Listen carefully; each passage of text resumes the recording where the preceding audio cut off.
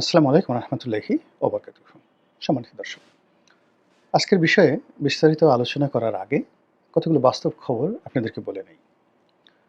আমাদের দেশের মধ্যে বেশ কয়েকটি হত্যাকাণ্ড ঘটেছে অতি সম্প্রতি, এবং রাজনৈতিক হত্যাকাণ্ড। বলা হয়ে থাকে যে গত সেই ৯ মাসে বা ১০ মাসে বিএনপির অভ্যন্তরীণ যে ভ্রাতৃঘাতী সংঘর্ষ, এই সংঘর্ষে প্রায় ২ শতাধিক মানুষ নিহত হয়েছেন, যেটা পত্রিকায় এসেছে। এর বাইরে খবর আরও অনেক বেশি ভয়াবহ। আর অন্যান্য রাজনৈতিক দলের সঙ্গে, প্রতিপক্ষের সঙ্গে হতাহতের যে খবর, এটিও মানুষকে আতঙ্কিত করে তুলেছে। সর্বশেষ ঢাকার মিটফোর্ড হাসপাতালের সামনে, পুরনো ঢাকাতে, সেই প্রাচীন প্রাগৈতিহাসিক পাথরের যুগের যে নির্মমতা ছিল, ওইরকমভাবে পাথর দিয়ে গুতিয়ে গুতিয়ে যেভাবে একটি হত্যাকাণ্ড ঘটানো হয়েছে, যা সারা বাংলাদেশের মানুষের বিবেককে নাড়া দিয়েছে। এই হত্যাকাণ্ড নিয়ে যারা রাজনৈতিক কর্তৃপক্ষ, তারা সরাসরি বিএনপিকে দায়ী করছে। আরও স্পেসিফিক্যালি জনাব তারেক রহমান সাহেবকে এই ঘটনার জন্য দায়ী করছে এবং বলার চেষ্টা করছে যে তার নেতৃত্ব খুবই দুর্বল এবং তিনি তার দলকে চালাতে পারছেন না। ফলে এই ধরনের হত্যাকাণ্ডের জন্য তার বিরুদ্ধে অভিযোগ আনা উচিত, এবং এই জন্য তারেক রহমানকে উদ্দেশ্য করে বুয়েটে, ঢাকা বিশ্ববিদ্যালয় এবং ঢাকা রাজপথে স্লোগান হয়েছে, মিছিল হয়েছে, এবং নানা রকম অশ্লীল অশ্রাব্য স্লোগান দিয়ে তারেক রহমান সাহেবকে অপমান করার চেষ্টা করেছে। এটা হলো ঢাকার খবর। দেশের বাইরের যে খবর হলো যে, আপনারা জানেন যে আমাদের সীমান্তের ওপারে, মায়ানমার সীমান্তে, ওখানে একটা যুদ্ধ অবস্থা নয়, ঠিক যুদ্ধ চলছে, চতুর্মুখী যুদ্ধ।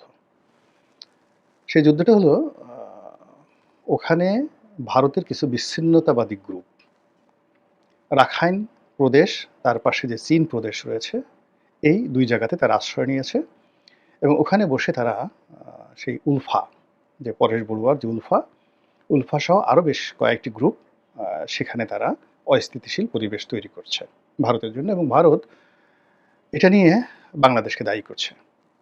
বাংলাদেশকে দায়ী করছে এর কারণ হলো বাংলাদেশের লোকজন, রাজনৈতিক সংগঠন এবং এমনকি সরকার, তারা এই উলফাদেরকে আশ্রয় প্রশ্রয় দিচ্ছে, এরকম অভিযোগ ভারতের।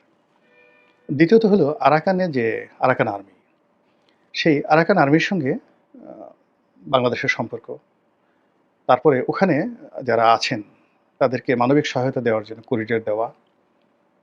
এরপর ওখানে একটা নতুন রাষ্ট্র তৈরি করার জন্য পশ্চিমা চক্রান্ত। এসব নিয়ে রীতিমতো বহুদিন ধরে তোলপাড় চলছে, এবং আমরা যারা দেশের জনগণ, আমরা সবাই বলার চেষ্টা করছি যে মায়ানমারে এই অভ্যন্তরীণ বিষয় আমাদেরকে জড়ানো ঠিক হবে না। জাতিসংঘকে বিশ্বাস করে করিডোর দেওয়ার কোনো মানে হয় না। আর আমেরিকার খপ্পরে পড়ে সেন্ট মার্টিন বলেন বা এই সমস্ত এলাকাতে তাদেরকে এখানে বসতি গড়ার বা তাদেরকে ঘাঁটি করার বা তাদের সঙ্গে যে কোনো কৌশলগত সম্পর্ক করার বিরুদ্ধে বাংলাদেশ ফুঁসে উঠছে। এই গেল দীর্ঘদিনের খবর। এর বাইরে পুরনো যে জিনিসগুলো আমাদেরকে আতঙ্কিত করছিল, সেটা হলো আমাদের এই সৈয়দপুর, উত্তরবঙ্গের সৈয়দপুর। ওখানে একটা ব্রিটিশ জমানার বিমান ঘাঁটি ছিল, এখন পরিত্যক্ত। ওখানে একটা নতুন বিমান ঘাঁটি করার জন্য চীন আমাদেরকে সহযোগিতা করবে, এবং ওখানে একটা বড় বিমান ঘাঁটি তৈরি হবে, যেটিকে বলা হচ্ছে এশিয়ার বৃহত্তম বড় বিমান ঘাঁটি, এবং এটা যেন না করতে পারে এজন্য ভারত দিল্লি থেকে তর্জন গর্জন করছে। এবং সেই সৈয়দপুর ঘাঁটির উল্টো দিকে ভারতের যে ঘাঁটি রয়েছে, বিমান ঘাঁটি, সেখানে ভারত ড্রোন, দূরপাল্লার মানে স্বল্পমাত্রার ক্ষেপণাস্ত্র, বিমান বাহিনীর একটি ইউনিট থেকে শুরু করে পুরো একটা যুদ্ধের মতো অবস্থা, এক যাকে বলা হয় এক রেজিমেন্ট সৈন্য, পুরো একটা রেজিমেন্ট সৈন্য, সেখানে অতিরিক্ত ৮,০০০ সৈন্যের একটা বাহিনী সেখানে মোতায়েন করা রয়েছে বাংলাদেশ সীমান্তের ওপারে। এবং এর ফলে কি হলো, চিকেন নেক, শিলিগুড়ি করিডোর, এবং একই সঙ্গে আমাদের আরেকটা চিকেন নেক, যেটা ফেনী নদীর এই পাশে যেটা রয়েছে, এই দুটো এলাকাকে কেন্দ্র করে আমরা ভয়ে আতঙ্কে আছি। ভারত যেকোনো সময় সার্জিক্যাল স্ট্রাইক চালাতে পারে বলে ভারতের পত্রপত্রিকা এবং গণমাধ্যমগুলো দীর্ঘদিন ধরে প্রচারণা চালাচ্ছে। তো এই আন্তর্জাতিক যে দেশের যে অবস্থা, তার সঙ্গে সঙ্গে আন্তর্জাতিক এই যে সমস্যাগুলো, এটা গত ১০-১১ মাস ধরেই আমরা শুনে আসছি। এর মধ্যে দুটো যুদ্ধ হয়ে গেল। প্রথম যুদ্ধ যেটা হলো ভারত পাকিস্তান যুদ্ধ হলো এবং এটা কাশ্মীরের মুসলমানদেরকে কেন্দ্র করে। সেই যুদ্ধ শেষ হলো, এরপরে শুরু হলো ইরান এবং ইসরায়েলের যুদ্ধ।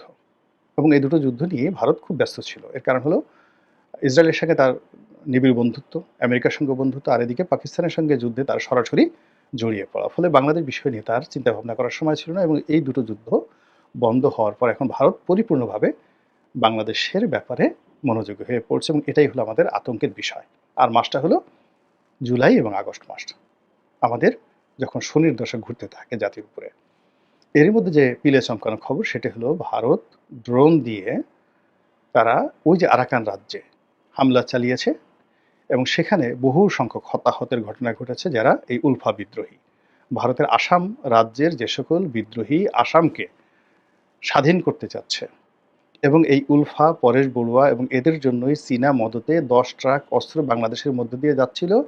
এই অভিযোগে বিএনপিকে দায় পোহাতে হয়েছে এবং মানে কি বলবো যে বিএনপিকে ক্ষমতা হারাতে হয়েছে এবং একটা ১/১১ এসেছে এই 10 ট্রাক উলফা ঘটনাকে কেন্দ্র করে। তো সেই উলফাকে ধ্বংস করার জন্য আরাকানে এই জায়গাতে যার সঙ্গে পুরো আমাদের চট্টগ্রাম, পার্বত্য চট্টগ্রাম, খাগড়াছড়ি, বান্দরবান পার্বত্য এলাকা, এখানে জঙ্গি তৎপরতা চলছে এবং এই এলাকা দিয়ে চীন বিদ্রোহীরা, মানে ওই যে চীন প্রদেশে চীন বিদ্রোহীরা, আরাকান বিদ্রোহীরা, রোহিঙ্গা বিদ্রোহীরা, আরসা বিদ্রোহীরা সবাই ভারতের স্বার্থ তারা ক্ষুণ্ণ করছে এই অভিযোগ তুলে ভারতে উত্তাল অবস্থা এবং যুদ্ধ অবস্থা, যেটা আমরা বাংলাদেশে এখানে বসে এখনো টের পাচ্ছি না। তারই একটা নমুনা হয়ে গেল সার্জিক্যাল স্ট্রাইক সেখানে।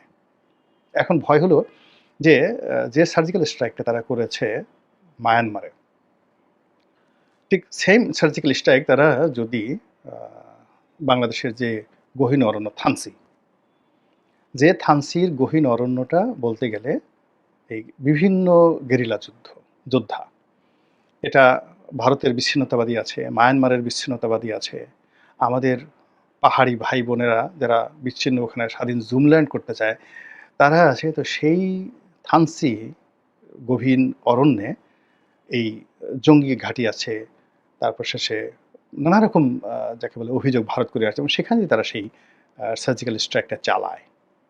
কি হতে পারে বলেন তো? আমরা কি করতে পারি? এই সময়টাতে এই আতঙ্কটা আমাদেরকে কিন্তু পেয়ে বসছে এবং যারা এই ধরনের খবরাখবর রাখেন তারা নানা রকম সমীকরণ তৈরি করার চেষ্টা করছেন।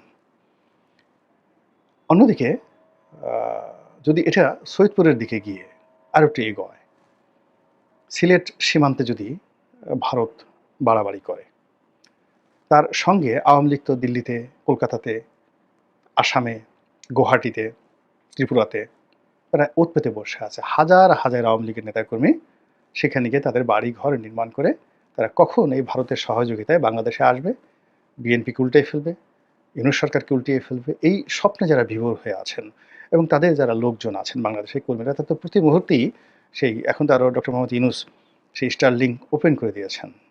ফলে পুরো স্যাটেলাইট ভিউ, এই স্টারলিংকের মাধ্যমে পুরো স্যাটেলাইট ভিউ এই আওয়ামী লীগের নেতাকর্মীরা তারা বিনিময় করছেন তাদের দাদাদের সাথে এবং তাদের নেতাদের সাথে।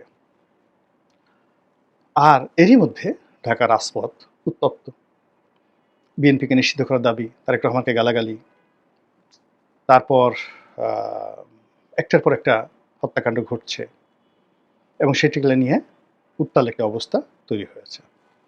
এবং আপনারা জানেন যে যখন আওয়ামী লীগ সরকারের পতন হলো, এই পতনকে ত্বরান্বিত করার জন্য আগুন লাগানো হয়েছিল, সরকারি অফিসগুলোতে আগুন লাগানো হয়েছিল, ফাইলপত্র পুড়িয়ে দেওয়া হয়েছিল, সরকারি কর্মকর্তাদেরকে মারধর করা হয়েছিল, পুলিশকে পিটানো হয়েছিল, পুলিশকে মারা হয়েছিল, অস্ত্র লুট করা হয়েছিল এবং এগুলো যে বিদেশি মদদে হয়েছে এটা এখন ওপেন সিক্রেট। তো যখনই বিদেশি কোনো শক্তি, সেটা আমেরিকা হোক, ইসরায়েল হোক, ভারত হোক, তারা যখনই কোনো একটা দেশে রেজিম চেঞ্জ করতে চায়, রেজিমের বিরুদ্ধে কাজ করে বা কোনো একটি রাজনৈতিক দলকে বিপদে ফেলতে চায় বা নিজেদের পছন্দ মতো লোককে বসাতে চায়, তখন তারা যে কাজগুলো করে সেটা হলো রাতের আধারের কাজগুলো, অপকর্মগুলো তারা বেশি করে। আগুন লাগানো, খুন করা, টার্গেট কিলিং করা, এমন কিছু ঘটানো, এমন কথাবার্তা ছেড়ে দেওয়া, এমন গুজব ছেড়ে দেওয়া যেগুলো সারা দেশ উত্তাল হয়ে যায়। এবং শেখ হাসিনার জামানাতে দেখেন ক্ষুদ্র একটা কথা রাজাকারের নাতিপুতি, এই একটা কথায় তার 15 বছরের বজ্র কঠিন শাসন তছনছ হয়ে গেল। তো একই অবস্থা এখন যে নেই, এটা আপনি বুঝবেন কি করে? ২ নম্বর হলো যে আমেরিকা যদি ওই আটলান্টিকের পাড়ে এসে একজন ডোনাল্ড লুকে দিয়ে তারা শেখ হাসিনার ঘরের মধ্যে ঢুকে যেতে পারে। আপনি চিন্তা করেন, এখন আওয়ামী লীগের লোকজনই বলতেছে যে শেখ হাসিনার সর্বনাশ করেছে ডোনাল্ড ট্রাম্প কার মাধ্যমে? সালমান এফ রহমানের মাধ্যমে। Can you imagine? Salman F রহমানের মাধ্যমে আওয়ামী লীগের সর্বনাশ করেছে, এই গেল এদিকে।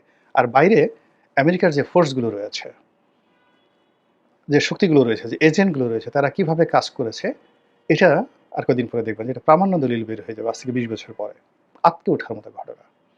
তো আমেরিকা যদি আটলান্টিকের ওপারে বসে একজন ডোনাল্ড লুকে দিয়ে এত অপকর্ম করাতে পারে, তাহলে দিল্লিতে বসে যদি সেই জয়শঙ্কর, নরেন্দ্র মোদী, তাদের অজিত দোভাল, তারা তো মরে যায় নাই।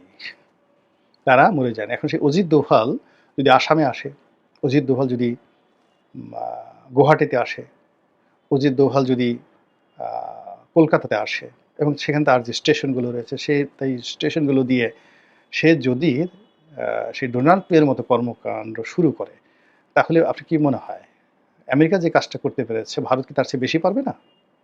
২ নম্বর হলো যে আওয়ামী লীগ, ছাত্রলীগ, যুবলীগ যেভাবে তার ব্যবসায়ী লীগদেরকে দিয়ে, সাংবাদিক লীগদেরকে দিয়ে পুরো পরিস্থিতি নিয়ন্ত্রণ করার চেষ্টা করেছে, বর্তমান সরকার কি সেটা সম্ভব? বিএনপির পক্ষে কি সেটা মোকাবিলা করা সম্ভব? ফলে কি হচ্ছে দেখেন, যে সময়টা যাচ্ছে খুবই একটা অস্থির সময়। সবাইকে সতর্ক থাকতে হবে যার যার অবস্থানে, এবং যতটা সম্ভব পরম করুণাময় আল্লাহ রাব্বুল আলামিনের সাহায্য চাইতে হবে। নিজ নিজ অবস্থানে ট্রান্সপারেন্ট এবং সৎ থাকতে হবে, সাহসী থাকতে হবে। এছাড়া যে খারাপ অবস্থার মধ্যে আমরা পড়েছি, আমাদের বদ আমল হলে, বদ চিন্তা থাকলে আমরা এখান থেকে বেরোতে পারবো না। আমাদেরকে অনেক অনেক দুর্ভোগ পোহাতে হবে, এবং একটা রাষ্ট্র কোনো কারণে তার যদি রাষ্ট্রীয় বিধি ব্যবস্থা ভেঙে যায়, সেই বিধি ব্যবস্থা ভেঙে যায়, তাহলে কখনো কখনো ২০ বছর, ৩০ বছর, ৪০ বছর লেগে যায় সেটাকে রিপেয়ার করতে। আমাদের রাষ্ট্রীয় পুরো ভিত্তিটি এখন কেঁপে উঠছে। আজকে পড়ছিলাম সিসেরো, আবার নামটা বলছি, সিসেরো। উনি একজন রোমান দার্শনিক, প্রাচীন রোমান সাম্রাজ্যের যুগে, অর্থাৎ জুলিও ক্লডিয়াস যে ডাইনেস্টি, বা জুলিও অগাস্টাস যে ডাইনেস্টি, অর্থাৎ রোমান সাম্রাজ্যের প্রথম শতাব্দীতে সারা দুনিয়াতে যে কজন মশহুর দার্শনিক ছিলেন, জ্ঞানী ব্যক্তি ছিলেন, তার মধ্যে এই যে সিসেরো, তিনি প্রধানতম। সিসেরো, তো তার একটা কথা, যে যে কোনো একটা জায়গাতে, একটা রাষ্ট্রের যে কোনো একটা জায়গাতে একটা অবিচার হওয়া মানে সেই অবিচারটি রাষ্ট্রের পুরো বিচার ব্যবস্থাকে ধ্বংস করে দেয়, চ্যালেঞ্জ জানিয়ে ধ্বংস করে দেয়। এবং রাষ্ট্রে এরকম একটা বা একাধিক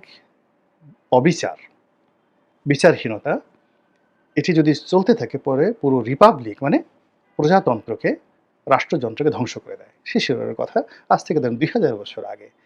এখন আপনি চিন্তা করেন, গত ১১ মাসে যে বিচারহীনতা রয়েছে, মব রয়েছে, যে অবিচার রয়েছে, অনাচার রয়েছে, এটা আমাদের বিচার ব্যবস্থাকে ধ্বংস করে দিয়েছে। আর যখনই বিচার ব্যবস্থা ধ্বংস করে দিয়েছে, বিচার ব্যবস্থা ধ্বংস করা মানে রিপাবলিকের পর্দার আড়ালে রাজনীতির গোপন খেলা শুরু, গুরুত্বপূর্ণ তথ্য দিল গোলাম মাওলা রনি। এটা আমার কথা না, ২০০০ বছর আগে শিশুরের কথা, এবং এটা ইন্টারনেটে ঘুরে বেড়াচ্ছে। আজকেই দেখলাম ইন্টারনেটে, আমার চোখে পড়েছে, আপনারা দেখলে আপনারা বুঝতে পারবেন। কাজেই স্বপ্ন দেখবেন বাস্তবতা বুঝে। Reality, what is the reality? এখন বাতাস কি? আকাশ মেঘলা, দেখেন মুষলধারে বৃষ্টি হচ্ছে, প্রকৃতি ব্যাড সিগন্যাল দিচ্ছে। জুলাই মাসের এই সময়টাতে বাংলাদেশে যেভাবে ঝড় হচ্ছে, বৃষ্টি হচ্ছে, যা কিছু হচ্ছে, ইটস এ ব্যাড সিগন্যাল। কাজেই এই ব্যাড সিগন্যাল থেকে আল্লাহ রাব্বুল আলামিন আমাদেরকে রক্ষা করুন, হেফাজত করুন, এই দোয়া করছি। আসসালামু আলাইকুম ওয়া রাহমাতুল্লাহি ওয়া বারাকাতুহু।